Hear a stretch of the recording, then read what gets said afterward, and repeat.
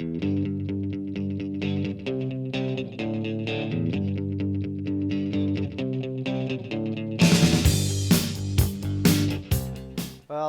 unlike rock and roll stars, I'm a little intimidated by the stage. I'm more comfortable exploring the mountains and rocks of the world. But hopefully you'll see in my talk why I thought like I would accept the challenge and get up here and share a little info with you. I've spent about 25 years leading expeditions to the wilderness, taking people out, many of them novices, and teaching them everything from how to light a stove to how to climb a mountain, and leadership and working with your peers along the way.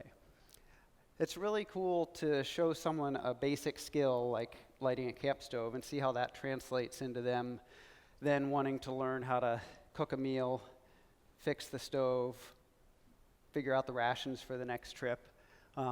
Just learning one skill really opens the door to learn the next one and learn the next one. And I think the learning these skills is actually fairly infectious for the group and motivational for a group as well. So I think we have more positive interactions and provide more inspiration when we choose to try something that challenges us. Working through a chosen personal challenge is the essence of creativity. And I'm talking about challenges that we choose, a little different than Molly, where she got with her talk about challenges that maybe we don't get to choose. This is where we're looking ahead and saying what we want to try out there. Climbing is amazingly diverse activity. You can be called a climber if you hike up mountains, climb rock walls with ropes, tall or little, climb frozen waterfalls with ice axes and crampons, and just surmount a random boulder. All of those would count you as a climber and more. And one of the ones that I enjoy and think is pretty fun is bouldering, just climbing a small boulder. So what is bouldering? Bouldering is going up to a rock and looking around and saying, well, how could I get up this thing? And pretty simple. Sometimes you'll climb the easy lines to get up and know how you might get back down. That's always important. And you'll look at the hard ways up and say, wow, that looks pretty tough. I can't do that, but somebody might be able to. And then you'll focus in on one problem. Something that looks like something you might be able to do, but it's not going to come easily. And it's really powerful to go ahead and look at that and figure out, hey, can I get up this thing? What is the sequence here? And the only real rule in bouldering is that you don't generally want to climb higher than you're willing to fall. I'm going to come back to bouldering throughout the talk. I'm going to move on, though, and talk a little bit about, in 1997, I read about a guy named Takashi Ozaki, a Japanese climber who went on an expedition, and he climbed a peak in northern Myanmar, a peak called Hakabo Razi. And it sounded really exotic to me when I read about it. And amazing adventure, him having to navigate the politics and the leeches and the jungle and the trek in and to get up this remote peak, which turned out to be the highest peak in Southeast Asia. It's up here. This is Burma, Myanmar. And I'm going to mention, there's Everest over here, the Himalaya, Lhasa. I'm going to mention this Habazushan in China, Yangon down here. So this is the map, Southeast Asia. So, in 2012, I thought about this as I was reading about Myanmar and the political changes there, and it was kind of opening up, and I like exploring the world, and I thought, well, where did he go? With the new tools with Google Earth, we can actually zoom in and see where he went. And it wasn't a blank spot on the map anymore to me, which felt a little bit anticlimactic, like here I am able to explore without actually leaving my couch. But I actually discovered something that day that, without it, I wouldn't have been able to. And there's Hakabo, but there's this other peak over here called Gamlang Razi, and there's a couple other peaks. There's high peaks there. That wasn't the only one. And I started looking into it, started asking these questions. Well, it sounded cool then. It still sounds cool to go there. How can you do that? You know, how do you get a permit? Who would you go with? What is it like to explore these peaks? And so I was kind of circling the boulder, trying to figure out what I might take on. And while researching, I was trying to figure out permits and all that kind of stuff, how you might go there. And I connected with this guy named Winco. Here's a little visual. This is actually Hakabo Razi, and this is Gamling Razi, and another one back here. These are the peaks, more recent photo. So this is Winkoko. He's from Yangon, and he got excited about climbing, similar time frame as the country was opening up and there were some more options. The organization that they were part of, kind of this hiking and mountaineering, was pretty stodgy and not very interested in the technical stuff. So they had splintered off and formed the Technical Climbing Club of Myanmar. And we ended up connecting, and he led me down the road of meeting with this guy named Steve Davis, who lives in Seattle, who had worked for USAID in Myanmar. And I'm falling down the rabbit hole, really.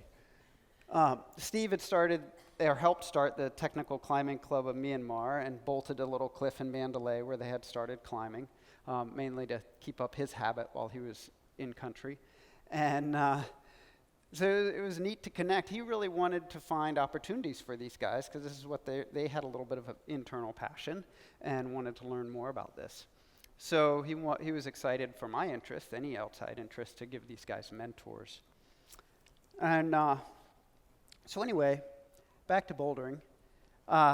There's an interesting time on a boulder. You know, you've picked this problem that is hard and most likely going to be challenging for you, and really the only way you're going to get up it is if you commit. And I think that's one of the benefits of bouldering and practicing that regularly, is to pick something, this challenge. It might be short, but you pick this challenge that you're not sure if you can do, but if you put your effort into it, you actually might be able to get to the top of it. So that moment of commitment. In 2013, in March, I committed to go over and meet up with the TCCM, the Technical Climbing Club of Myanmar, and do a mountaineering training for them on Mount Habazushan. We wanted to start figuring out who these guys were and try and see if we could pull a trip together to Gamling Razi. So we went to Mount Habazushan. It's a 17,700-foot peak, but it looked like it was going to be a good peak for teaching. Most of these guys had never seen snow before, and most of them had never even left Myanmar. So it was a cool trip. We had fun. It was really hard, actually, as well, because Molly and I had to pull together a bunch of gear. We had to, because they weren't ready for snow, or they didn't have boots, or they lived in hot jungle climate. And I had to organize all the logistics, figure out how to get to a peak in China with 9 people that had never left their country before. But it came together. And actually, while this was happening, while I was putting my effort into this, some of these guys and Steve approached a businessman in Myanmar who ended up being interested in funding an expedition and securing the permit, which were 2 of the major hurdles. So all of a sudden, things started coming together. The teaching out here was actually the easy part, and a lot of fun.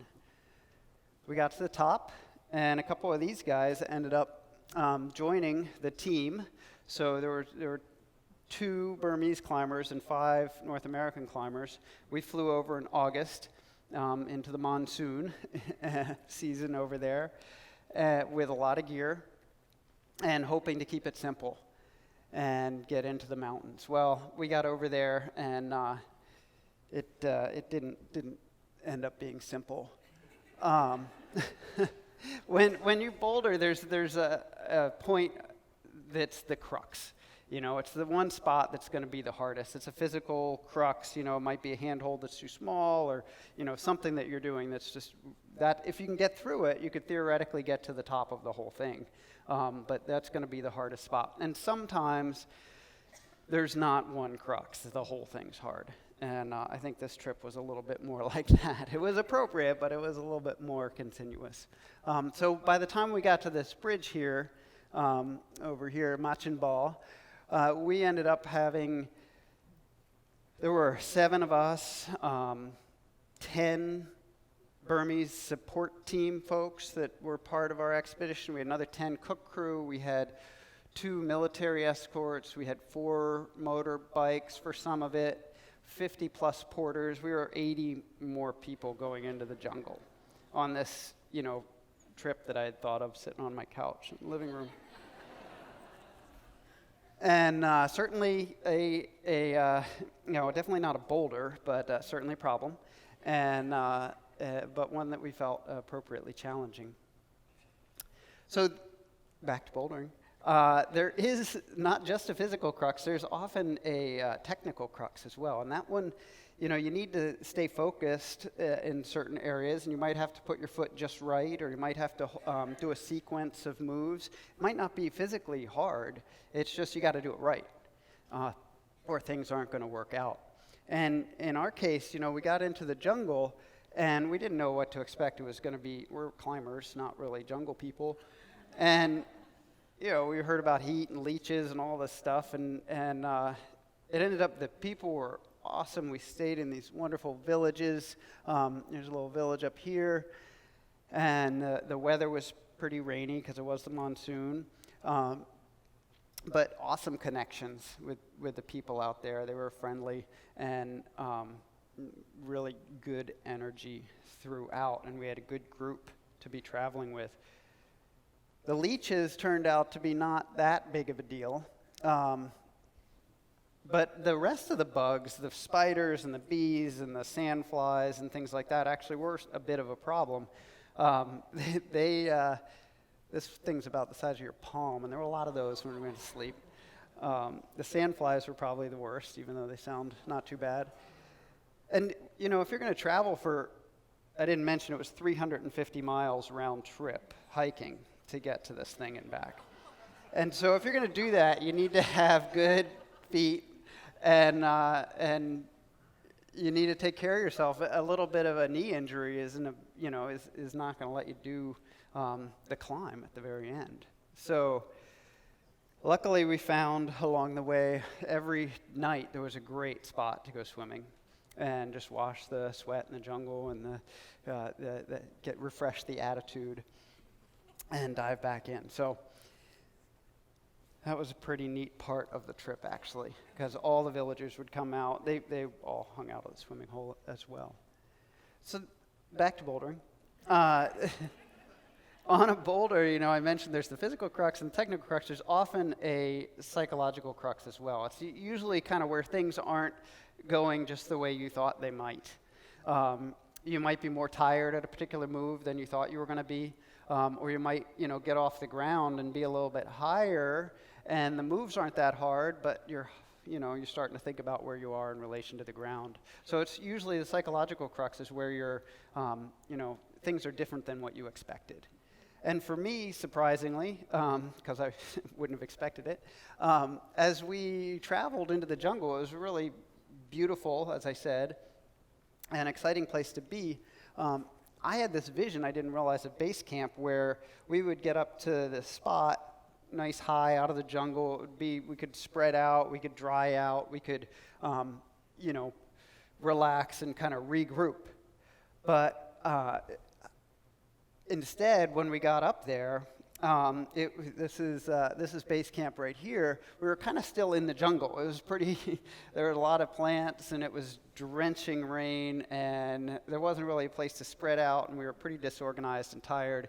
And it ended up being the hardest couple of days for me to try and kind of find that energy and know where we were going. This is where the trip was supposedly going to get hard, where we were trying to climb this peak that nobody had ever been to before. And there wasn't much I could do. We just had to push on and trust the team and work through it. As we got higher, the weather didn't improve a whole lot, but our route did kind of come into foggy focus a little bit, and we started figuring out where we were going to go. We started getting ourselves organized, and the energy for me came back. And surprisingly, by the time we got up into this terrain, here is the peak, Gamlang Summit, and we went up this way. The cruxes were actually behind us. So this part ended up being the easy part. We knew how to climb the mountain, and pulled out our ice axes and crampons, and were able to get to the top with 6 of the group members, 6 of the climbers. So this is us on the summit. So that part all went easy. Now, when you get to the top, back to bouldering, you do need to figure out make sure you have a way to get back down. And in our case, on this one, we just had to retrace the way in, which was 175 miles the other direction. And that wasn't too hard. We just had to dig into our reserves and persevere a bit, which we were able to do. So bouldering asks us to choose a problem that's achievable based on our skills. And to achieve that, we need to commit to have success. There's going to be some cruxes along the way, physical crux, technical crux, psychological crux, maybe. And there'll be specific challenges. And then once we get to the top, we got to remember we got to come back down somehow, figure out how to get back to the beginning. Throughout the Gamling journey, we were constantly inspired and motivated by the people. And I felt like we also, this is Ancho at the last village, we also felt like we motivated and inspired others as well throughout. And a lot of good collaboration came from our expedition. So I feel like the final lesson of bouldering is that, if it's valuable to try it once, it's worth doing again. Since succeeding on a problem is rewarding but finite, we should try another problem and build on the experience to last. And we all have built basic competence in something, but comfortable with our successes, we sometimes stop challenging ourselves because life gets busy, or the next one looks hard, or the goal is less clear, or the return for the effort is not obvious. Unless we challenge ourselves, we go nowhere. Knowing is not enough, we must apply. Willing is not enough, we must do. Thanks.